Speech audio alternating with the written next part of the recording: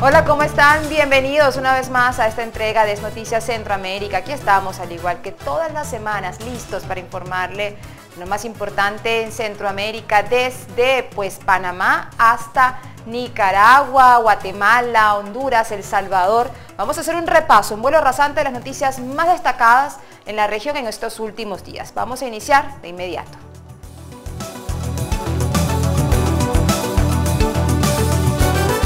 Arrancamos en Costa Rica, en donde el gobierno ha revelado un nuevo escándalo de corrupción, en esta oportunidad en el seno del Instituto de Fomentos a las Cooperativas. Por orden del presidente de Costa Rica, Luis Guillermo Solís, se dieron detalles de cómo los últimos 10 años se desviaron fondos para las cooperativas en ese país, revelaciones que salen como resultado de la intervención que se adelanta al Instituto Nacional de Fomento Cooperativo Infocop, una institución pública encargada del apoyo y desarrollo del cooperativismo en Costa Rica, donde se reporta malos manejos de fondos públicos, con un impacto económico por el orden de los 45.000 millones de colones, unos 79 millones de dólares en el otorgamiento de créditos y otras irregularidades como la manipulación de tasas de equilibrio, distensiones en inversiones de capital, donaciones ilegales y abusos en 200 viajes.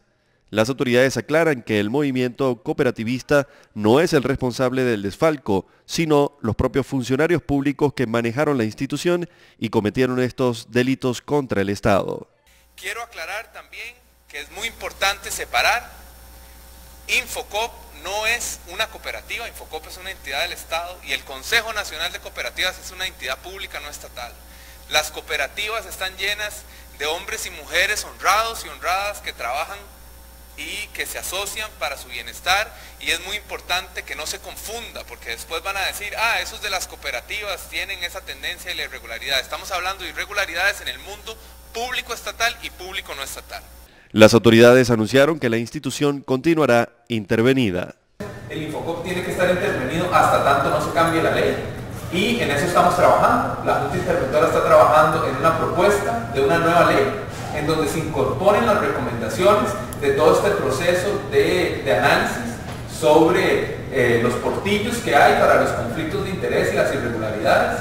Toda la información de las auditorías está siendo puesta en conocimiento de la Fiscalía General de Costa Rica para que integren la investigación que se sigue por corrupción dentro de la institución y se ordene su reestructuración inmediata para reimpulsar el apoyo a las cooperativas en Costa Rica. Entre tanto, la Contraloría General de Cuentas de Guatemala ha ordenado al ente encargado de la seguridad del presidente Jimmy Morales a que reintegre parte de los fondos que utilizó el erario público para gastos personales de lujo del gobernante. La Contraloría General de Cuentas guatemalteca ordenó devolver unos $15.000 de los $42.000 gastados tras realizar una auditoría y revisar las pruebas de descargo presentadas por la Secretaría de Asuntos Administrativos y de Seguridad, quienes tendrán un plazo de 20 días para reintegrar el dinero. En enero de este año, una investigación de un diario local publicó las compras hechas por las SAS para el mandatario guatemalteco. Entre los lujos personales figuraban lentes de marca, licores, masajes y flores. La SAS realizó las compras con fondos del erario público, hecho que provocó la indignación en este pueblo, donde el 59% de los 16 millones de guatemaltecos viven en la pobreza. Si luego de 20 días el ente de la seguridad no reintegra el dinero, la Contraloría podría actuar ante el Tribunal de Cuentas para exigir los fondos públicos por la vía judicial. El mandatario Morales defendió anteriormente los gastos extrafalarios al asegurar que él no tenía por qué pagar esas compras con su salario. Que es que yo no tengo que pagar de mi salario. Mire pues, usted tiene que hacer una bonita investigación, preguntarle a los de las AAS en qué se gastó y efectivamente eso es. Entre los gastos hay $9.000 en compra y reparación de un par de lentes de marca, $4.000 en ropa deportiva y licores, $3.000 en lavandería y $500 en champú y gel para el cabello. Además, la Secretaría pagó $6.000 en diversos tipos de flores y $465 más en masajes. Los gastos del gobernante Jimmy Morales incluyen también entradas al cine, libros, artículos de jade, pantalones de mezclilla y pañuelos. Bueno, y precisamente en Guatemala, la designación de un nuevo fiscal general que garantice la lucha contra la corrupción y la pugnacidad entre los diputados del Congreso de este país que están buscando reformar las leyes para amparar la corrupción o que podrían reformar las leyes para que amparen a la corrupción, sobre todo el Código Penal, mantiene a los ciudadanos en una expectativa constante. Luego que en las últimas horas la comisión extraordinaria que busca modificar el artículo 407 del Código Penal sobre el financiamiento electoral ilícito en el seno del Congreso de Guatemala presentara un nuevo borrador que, igual que otros 2 papeles de trabajo recibidos anteriormente, buscan no castigar a los secretarios generales de los partidos políticos si se detecta que durante una campaña política la organización recibió dinero ilegalmente, frente a la solicitud de la ciudadanía que pide que se juzgue a quien aporte, reciba, autorice recibir y gaste recursos ilícitos para elecciones. Los guatemaltecos denuncian que esta es solo una de las leyes que bloquean la lucha contra la corrupción y les preocupa este tema tanto como la elección del nuevo fiscal general de ese país. Asunto que ha estado muy reñido también en las últimas horas, luego de los resultados de la valoración en cuanto a proyección humana, experiencia laboral y méritos académicos de los 14 candidatos, ya que la mayoría no pasó la media ponderada que mide a cada uno. Una tarea dura ha tenido la comisión que evalúa los atestados y capacidades de quienes serán los 6 finalistas de esta selección del sucesor de Telma Aldana. La sociedad civil guatemalteca permanece alerta sobre decisiones importantes para la defensa contra la corrupción en ese país. Han generado movilizaciones y encuentros con las autoridades buscando exigir a la comisión de postulación que quienes integren la nómina final de 6 aspirantes a jefe del Ministerio Público tengan perfil de fiscal intachable, comprometido con la lucha anticorrupción, que no tenga nexos ni responda a intereses de grupos pro impunidad, que no haya sido parte de violaciones a los derechos humanos y con demostrada honorabilidad. Insisten en que quien suceda a Telma Aldana lidere la lucha por liberarlos de las mafias. La sociedad civil también denuncia que con las reformas al Código Penal, un sector de los diputados guatemaltecos a quienes señalan como miembros del pacto de corruptos, intentan asegurar su impunidad y ahora pulsean porque se aprueben leyes como la criminalización de supuestos pandilleros, la ley contra actos terroristas que crearía el delito de ciberterrorismo y criminalizaría la libertad de expresión, y el aseguramiento de bienes a sospechosos de terrorismo y la reforma a la ley de antejuicio que daría potestad al propio Congreso de remover magistrados y ministros de forma arbitraria sin antes pasar por la Corte Suprema de Justicia. Bueno, y el segundo Tribunal Superior de Justicia de Panamá concedió el término de 1 año al Ministerio Público para que revise absolutamente todos los documentos involucrados en la investigación de los delitos de corrupción y blanqueo de capitales por los sobornos de la constructora Odebrecht en este país. Esta es la investigación seguida a Humberto de León, quien fuera encargado de la cuenta en Credit Corp Bank de la constructora internacional Ersul S.A., a través de la cual la constructora brasileña Odebrecht entregó coimas en Panamá. En esta investigación además figuran exfuncionarios y allegados de la administración del expresidente Ricardo Martinelli. En esta decisión el tribunal rechazó la decisión tomada en octubre por el juzgado 12º del circuito penal que negó la prórroga a la fase de investigación y recordó que esta es una causa compleja, por tanto sus reglas procesales de tramitación son distintas del uso común. En esa encuesta están en juego altos valores protegidos y que repercuten directamente en la sociedad panameña. No se trata de un caso cualquiera y amerita celo en una investigación que, según indicó la Fiscalía, lleva 342 tomos, con 62 personas imputadas, lo que de por sí acarrea complicación en la tarea que tiene el Ministerio Público en el ejercicio de la acción penal. Agregaron además que el plazo de 1 año inicia a partir de la fecha de ejecutoriedad de la resolución sobre la decisión, a menos que el Ministerio Público prescinda de su agotamiento y utilice tiempo menor para terminar su gestión en este caso. Este fallo se da a conocer después que el pasado 5 de abril el Pleno de la Corte Suprema de Justicia de Panamá no concedió el amparo de garantías presentado por la defensa de León y aseguró que al admitir este recurso a principio de año no se suspendió o paralizó la investigación. Bueno, vamos a cumplir con los primeros compromisos comerciales. A la vuelta les vamos a contar el por qué un tecnicismo podría anular el juicio por el caso del incendio en Guatemala, que cobró la vida el año pasado de 41 menores de edad. Ya venimos.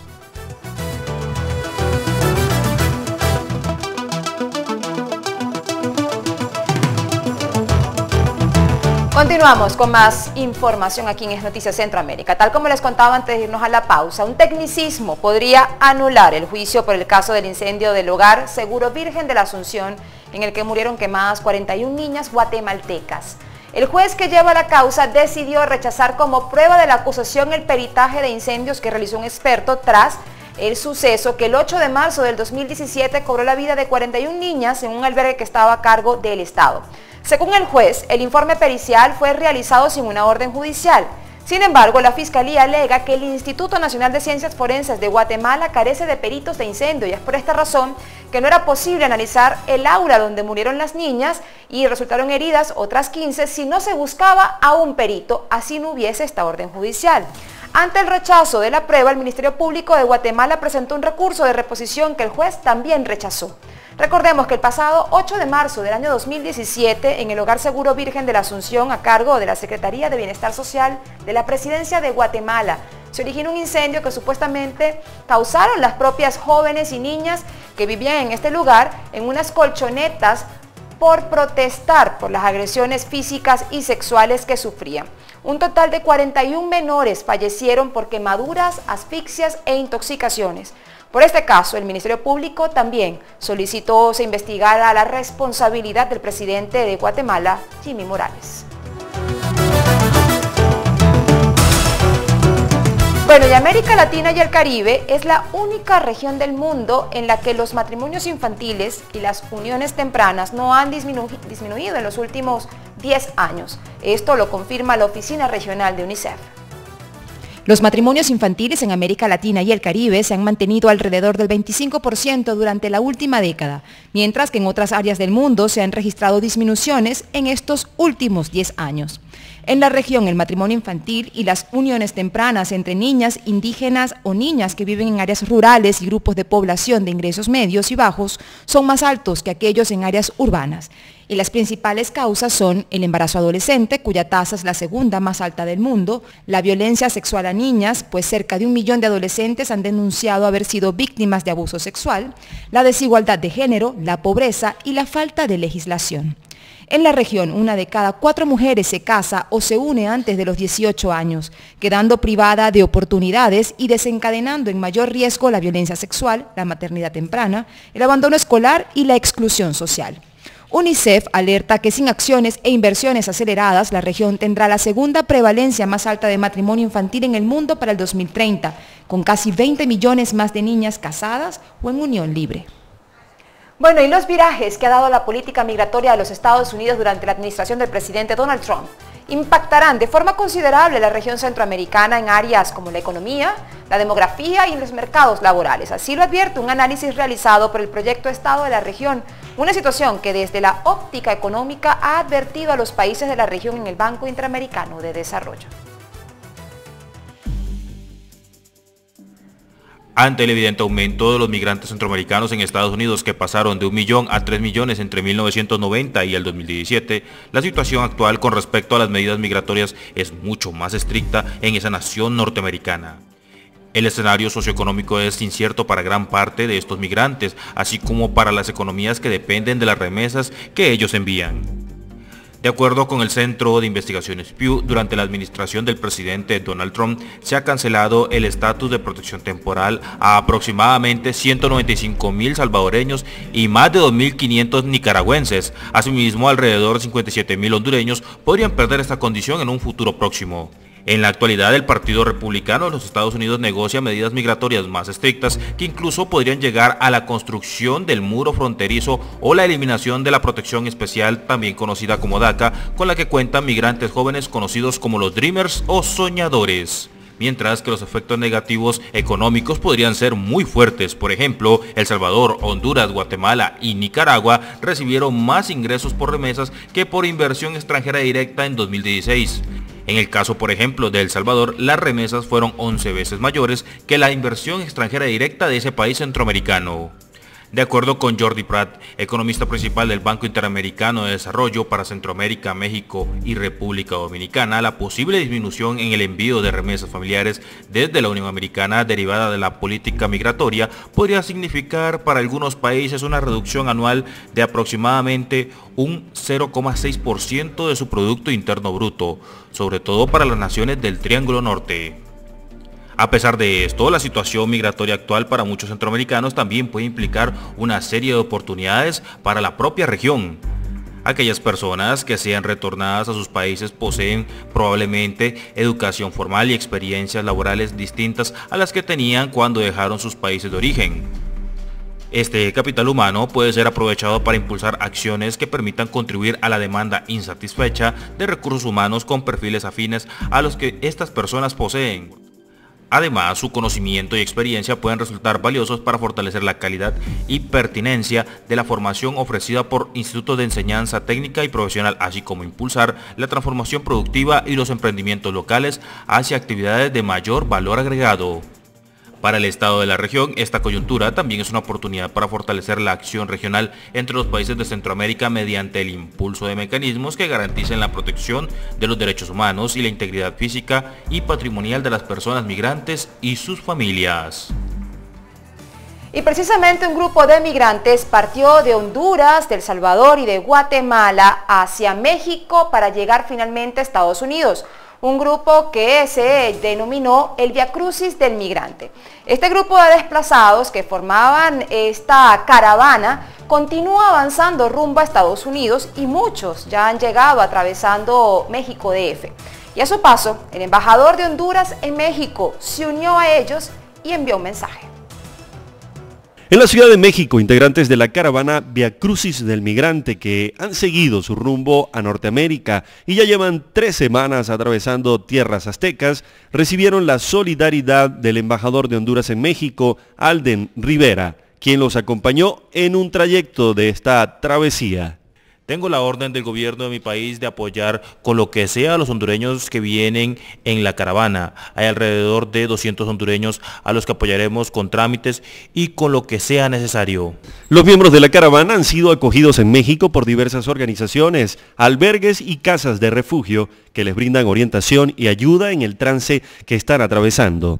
La intención de los centroamericanos que aún están en camino hacia los Estados Unidos es lograr llegar a la frontera y solicitar una visa humanitaria, acción que ha sido rechazada por el gobierno de Donald Trump, quien recientemente ordenó redoblar la presencia militar y policial en sus fronteras. Pero el fenómeno del desplazamiento específicamente de los hondureños no solamente se siente en Norteamérica, donde muchos intentan llegar para cumplir el sueño americano, sino también en Centroamérica, con el aumento de la salida por la frontera que tiene Honduras hacia Nicaragua, en donde pues recientemente un grupo de migrantes hondureños han sido parados y se les ha impedido el paso a este país centroamericano. Violando los acuerdos del CA4, un convenio internacional que permite la libre circulación de ciudadanos de Guatemala, Honduras, El Salvador y Nicaragua, sin necesidad de formalización de controles y pasaportes entre las fronteras comunes, las autoridades de migración de Nicaragua han rechazado el paso de un grupo de hondureños que buscaban pedir refugio en Nicaragua. En la frontera entre Honduras y Nicaragua estuvo la defensora de derechos humanos de Honduras, Miroslava Serpas, constatando la situación. En los últimos días hemos tenido muchos casos que han informado que han cruzado las fronteras con Nicaragua y que Nicaragua los ha devuelto. Nicaragua ha cerrado las fronteras con Honduras, inclusive para que los hondureños podamos llegar a Nicaragua tenemos que informar con un tiempo de anticipación y es la Migración Extranjería de Nicaragua quien nos notifica si podemos ingresar o no al país. En tal sentido, pues es una violación directa al convenio CA4 que se estableció con los 4 países, el motivo por el cual nuestras fronteras pues habían sido bastante abiertas. La defensora de derechos humanos de Honduras denunció que el desplazamiento forzado de hondureños va en aumento por el auge de la inseguridad. Nosotros hasta cierto punto entendemos la posición del gobierno de Nicaragua frente a la crisis humanitaria y de violencia que afronta Honduras. En tal sentido entendemos que también hay un nivel de querer proteger su ciudadanía y las condiciones en las que se encuentra el país. No obstante, Más allá de eso, es también un tema de criminalización, discriminación y estigmatización contra los y las hondureñas, pues por el motivo por el cual las personas deciden abandonar su hogar, abandonar su país, desarraigarse de manera total, no es por el simple hecho de querer llegar a un nuevo lugar, sino que se trata de hambre, se trata de peligro por la vida, de violencia, de crimen organizado. La Defensoría de Derechos Humanos de Honduras impulsará la denuncia de la violación del Convenio de Cooperación y Libre Circulación de Fronteras por parte del gobierno de Nicaragua. Es hora nuevamente de cumplir compromisos comerciales. No se despegue, en breve continuamos con más. Ya venimos.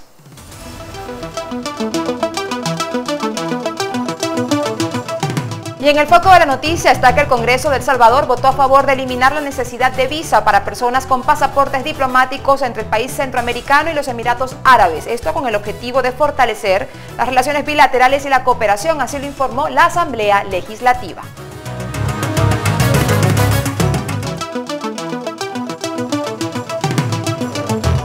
Estamos en los últimos minutos de Noticias Centroamérica para contarles que siguen en aumento las tensiones entre Panamá y Venezuela. El vicepresidente venezolano Tarek El Aizami anunció que el gobierno de Nicolás Maduro decidió suspender relaciones comerciales con más empresas panameñas que se suman a la lista de las 46 que fueron anunciadas hace unos días, y también resolvió congelar las cuentas de varias compañías del país centroamericano.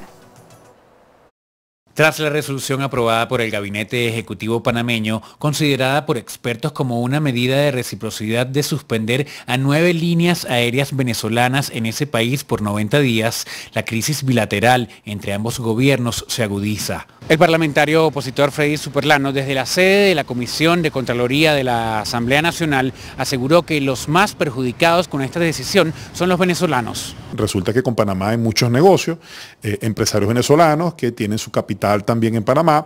Hay una gran cantidad de venezolanos que hoy día no pueden viajar hacia Venezuela. Para el dirigente sindical del transporte Jesús García Pérez, consultado por La Voz de América, la decisión de ambos gobiernos afecta a los ciudadanos de ambas naciones que a su juicio siempre han tenido excelentes relaciones. Esa decisión nos afecta a ambos países, porque fíjate que Venezuela siempre ha sido un país que ha acogido ciertos a extranjeros, y nosotros igualmente Panamá, que es una ciudad o un país también que nos recibe a nosotros. Por su parte, el oficialista Rubén Darío Mariz asegura que la acción de reciprocidad de Panamá proviene de Washington. Lógicamente es una medida económica de los Estados Unidos, que le está dando una orden estricta a los países latinoamericanos donde Venezuela tiene comercio. Álvaro Algarra, Voz de América, Caracas. Bueno, y Panamá y Nicaragua son los países de Centroamérica que más crecerán en este año 2018, según las proyecciones de la Comisión Económica para América Latina y el Caribe, CEPAL. De acuerdo con el Organismo Económico de las Naciones Unidas para las Economías de Centroamérica, se prevé una tasa de crecimiento del 3,6% por encima del 3,4% notado en 2017. Después de Panamá con 5,6% y Nicaragua con 5% de proyección, Honduras es la nación con mayor crecimiento en la región con 4,1%. La siguen Costa Rica con 3,4%, Guatemala con 3,3% y en último lugar El Salvador con 2,4% de crecimiento proyectado. La CEPAL mantuvo su estimación de expansión promedio regional en 2,2% para los países de América Latina y el Caribe, luego de un crecimiento de 1,2% el año pasado. Durante 2018 el crecimiento de la demanda externa, es decir, la cantidad de bienes y servicios que se producen en un país y que son demandados por residentes en el extranjero, aportaría estímulos a la actividad económica de América Latina y el Caribe. Asimismo, la demanda interna jugará un papel importante en la aceleración del crecimiento, según señaló la CEPAL. En América Latina y el Caribe, el consumo privado seguirá siendo un motor relevante de la demanda interna, según informó el organismo. La Comisión Regional de Naciones Unidas agregó que en algunos casos el alza de los salarios reales y el aumento del crédito, así como el crecimiento de las remesas en el caso de la región centroamericana, son factores que explican el aumento del consumo. Por otro lado, la inversión y el gasto públicos tendrán un menor aporte al crecimiento del Producto Interno Bruto de las naciones, según manifestó el organismo. Las proyecciones de la CEPAL respecto a la actividad económica para América Latina y el Caribe se dan en un contexto internacional más favorable que el de los últimos años, pero en el que persisten importantes incertidumbres relativas a las tendencias proteccionistas, la dinámica financiera y riesgos geopolíticos. Bueno, y antes de despedir, les contamos que el chilillo, ¿sabe usted qué es el chilillo? Es una planta que se puede encontrar en casi cualquier jardín, podría ser la nueva herramienta para combatir el cáncer de mama. Científicos del Instituto Tecnológico de Costa Rica y una empresa privada en este país buscan crear un producto que combata esta enfermedad, una enfermedad que aqueja a una mujer cada 8 horas. ¿Cómo yo voy a tener cáncer de mama? Esa fue mi pregunta. Y no había respuesta para eso es una lotería, eso le puede tocar a cualquiera, ahora lo entiendo, ¿verdad? Pero en ese momento no lo pude entender. La pregunta de doña Katia Cedeño es la misma que se hacen 1.100 mujeres al año en Costa Rica, que son diagnosticadas con cáncer de mama, según la Caja Costarricense del Seguro Social, algo que sorprendió a la señora Cedeño, pero que no la ha doblegado. Y esta etapa de mi vida donde yo recibo la quimio y se me caen mis cejas, mis pestañas, mi cabello, ha sido dura. Pero yo dije, eso no me va a detener para salir adelante. Con cabello, sin cabello, con seno o sin seno, yo voy a seguir adelante. Aunque doña Katia recibió la noticia de que su lesión se había reducido y que debe continuar con tratamiento, la realidad en Costa Rica es que cada 8 horas una mujer es diagnosticada con cáncer de mama en esta nación centroamericana. La situación preocupa a las autoridades de salud, pues solo en 2015 este enemigo silencioso le quitó la vida a 317 mujeres. Hay que hacer algo, porque hace unos 20 años atrás diagnosticaban mujeres mayores de 40, pero te estamos encontrando incluso aquí en Heredia, tenemos mujeres en la década de los 30. Pero el cáncer de mama tendría sus días contados gracias al Phyllanthus acuminatus o chilillo, una planta común en casi cualquier jardín y que científicos del Instituto Tecnológico de Costa Rica investigan en conjunto con la empresa farmacéutica y de productos naturales Laboratorios Lizán para crear un producto que combata esta enfermedad. Las plantas medicinales han sido aprovechadas por la humanidad, por el ser humano, desde tiempos inmemorables. Sin embargo, ese potencial que ellas presentan debe ser validado. Es decir, aquí entra el TEC como un ente generador de conocimiento básico para poder verificar que ese potencial existe y puede aprovecharse en futuras ocasiones. Durante 3 años, científicos han reproducido en los laboratorios de manera in vitro la planta chilillo. Con equipo especializado, los científicos probaron el efecto de los compuestos de la planta sobre las células cancerígenas. Los primeros resultados fueron positivos. Tenemos resultados muy positivos en donde los extractos o el compuesto están pudiendo matar las células cancerígenas. Eventualmente vamos a continuar con las líneas de cáncer de próstata. El aporte de Lizán es la caracterización fitoquímica de la planta. Nosotros tenemos equipos que es cromatografía de gases acoplado a masas. Tras estas investigaciones y tener la aprobación con las células cancerígenas, el siguiente paso de los científicos es hacer las pruebas con ratones, las cuales se realizarán en la Universidad de Larkin en Estados Unidos, un centro especializado en este tipo de investigaciones. Para el 2020, los científicos esperan realizar las pruebas clínicas, es decir, con seres humanos. Si estas resultan positivas, el medicamento estaría disponible para el público muy pronto. Bueno, y ya sabe que también es importante recordar que lo más importante para curar o para evitar el cáncer es la prevención, y por eso es importante el autoexamen de mama periódicamente en todas las mujeres. Con esta información del chilillo, una planta que podría ser la cura para el cáncer de mama, despedimos esta entrega informativa de Noticias CB24. Ha sido un placer haberles acompañado, nos vemos muy pronto. Nos vemos, chao.